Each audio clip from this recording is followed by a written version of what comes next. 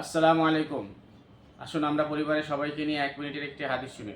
আল্লাহুম্মা সাল্লি আলা মুহাম্মাদ, আউযু বিল্লাহি মিনাশ শাইতানির রাজীম, বিসমিল্লাহির রহমানির রহিম। হযরত মুআয জুহানী রাদিয়াল্লাহু তাআলা আনহু হইতে বর্ণিত আছে যে রাসূলুল্লাহ সাল্লাল্লাহু আলাইহি ওয়াসাল্লাম ইরশাদ করিয়াছেন, যে ব্যক্তি কোরআন শরীফ পড়িবে এবং উহার উপর আমল করিবে, তাহার পিতামাতাকে কিয়ামতের দিন এমন একটি তাজ মুকুট পরানো হইবে, যাহার আলো সূর্যের আলো হইতেও অধিক হইবে। অতএব সেই সূর্য যদি তোমাদের ঘরের ভিতর উদিত হয়, তবে উহা যে পরিমাণ আলো ছড়াইবে, সেই তাজের আলো উহা হইতেও অধিক হইবে। তবে সেই ব্যক্তি সম্পর্কে তোমাদের কি ধারণা, যে স্বয়ং কোরআন শরীফের উপর আমল করিয়াছে?